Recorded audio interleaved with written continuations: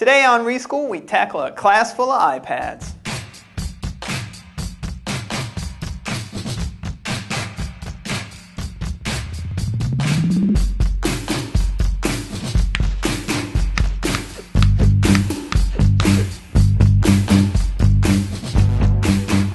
Welcome to Reschooled, the show that teaches you the tips and techniques for effectively integrating technology into your classroom.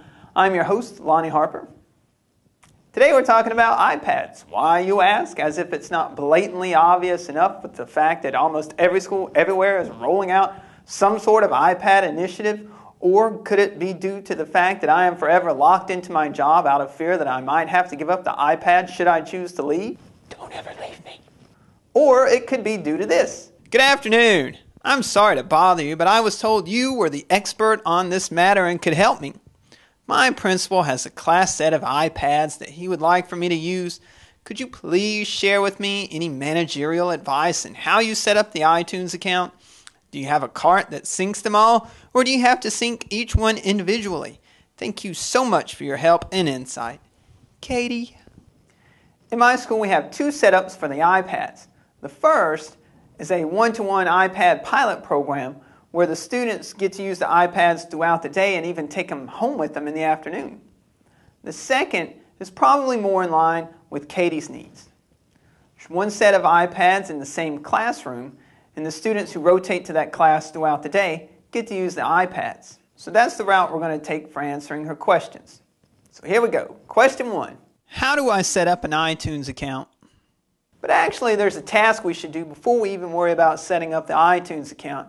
And that's creating a new email account that we can associate to our iTunes account. Because we want to create sustainability in our program, we're going to create a generic email account that we can associate with our Apple ID or our iTunes account so that it's not focused on just one person in our building. Because what happens when they leave? Who's in control now? So let's go ahead and plan for the future. From the Google tab, I'm going to click on the link for Gmail, and then I'm going to click at the top, Create an Account. On the account page, enter your basic information, first and last name, your username, your password, and the other general information. Since I'm planning for the future, I'm creating a generic username and password that can be used by different people who are administrators over our iPad program.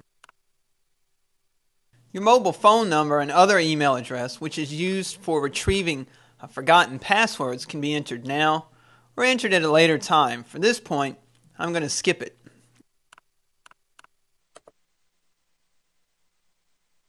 On the next page, you'll click Continue to Gmail. Your new Google Mail email address is created. Now on your computer, navigate to iTunes.com so that you can download and install iTunes on your computer that's dedicated to your iPad lab. Once iTunes is downloaded and installed, go ahead and plug in your iPad to your computer. From here, just follow the on-screen instructions that we're going to go through in a moment to begin setting up your iPad and finally creating that iTunes account. Select your language, then your country or region. Location Services interacts with a lot of the different apps for your iPad, so we're going to go ahead and enable those. Inside my building, 2 of the Wi-Fi networks are detected, so I'm going to go ahead and enter in the password to connect to those. I'm then prompted to set up the iPad as new or to restore the iPad from some previous settings. At this point, I'm going to go ahead and set it up as a new iPad. Next, I'm going to choose the option to create a free Apple ID, and I'll enter in the birth date, followed by first and last name. You'll notice that I'm using the same names that I used for my Gmail account I created earlier. We're going to use the current email address, which is the Gmail account I created earlier. Next, we'll enter the password for that account, and followed by a security question. Here you're given the option to turn on or turn off email updates from Apple about the different products and services. On the next screen, we'll agree to iTunes terms and conditions, and then the iPad will begin creating the new Apple ID. Here we're also given the option to set up the iCloud. Again, this is going to go back to your particular school and your particular use. We're also given this option at this point to set up our email for our email accounts. Since these iPads are going to be used by many different students, I'm going to go ahead and skip this option. Next, Apple asks you if you would like to send or not to send any kind of information or usage that they say will help them in development and problem solving later on. Again, this is one of those choices that's purely up to you. And then we'll go ahead and register our device using our new Apple ID.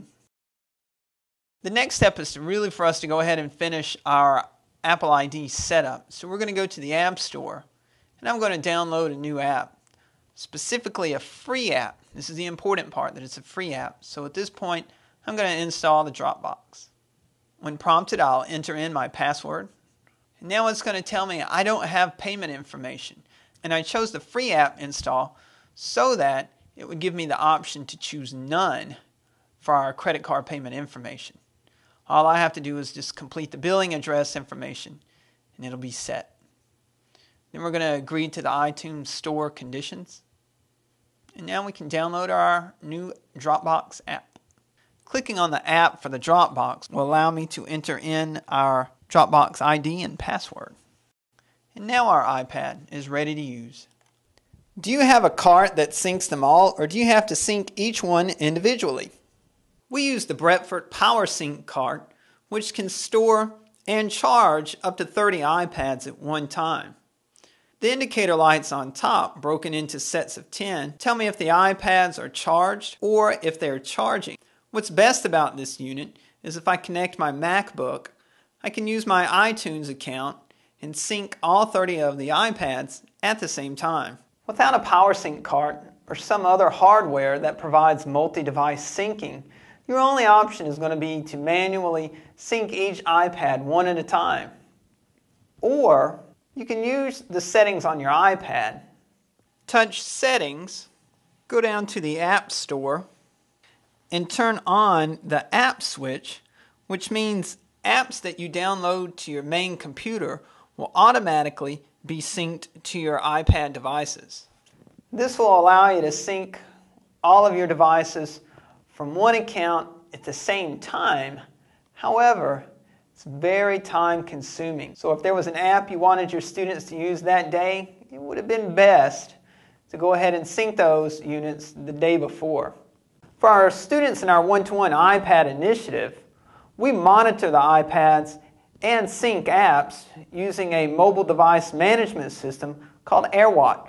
The AirWatch mobile device management system is optimized to work with our ISO 5 device. Using a centralized computer and our AirWatch mobile device management console, we're able to push out, install, or remove apps from all of our student iPads at one time.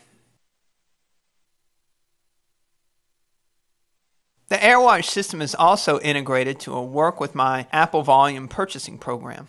Not only can AirWatch keep me alert to battery percentages, but it will also inform me at any point when a student has unenrolled the device from our management device system. Can you please share with me any managerial advice? There are tons of sites on the internet that can provide suggestions on managing iPads in the classroom. So not all these ideas are mine, but I found them to be very effective here in my school. An important part of managing your iPads is knowing who has each iPad. There's a cool way out there for numbering the screens, and we're going to look at it here. I followed a numbering convention that I found from Teaching Like It's 2099 blogger who actually found her idea from somebody else. Easily enough on her computer, she created numbers and uploaded them to her Google account. From her Google account, she then downloaded them to the iPads with each of the numbers. Now we could go back and follow those same steps, but nicely, she's also made them available online. So I simply downloaded them and used those to number my own iPads.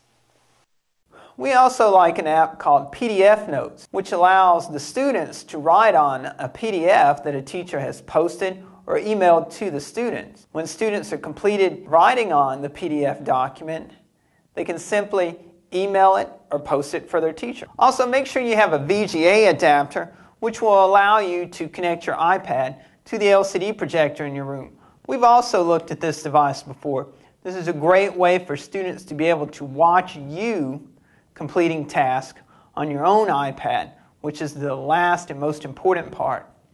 So before you hand out your iPads to your students, make sure you've had plenty of time to play with the iPad, use it, use the apps that you know you'll want the students to use so that you're the expert in the room.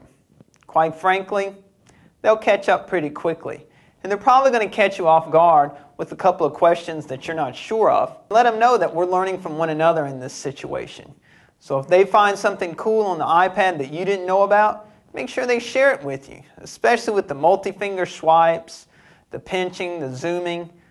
Demonstrate all that and have those conversations with them, and they'll share those same tips with you.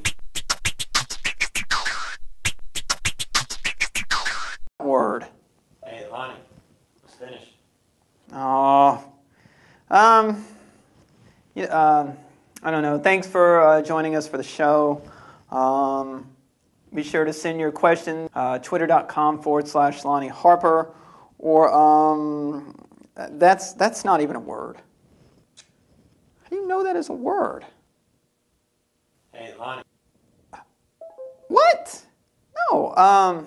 And also email your questions to reschooled@gmail.com. And once again, until we see you next time, go teach something. This is crazy. How you like this, huh? How you like her at 30 points? Booyah!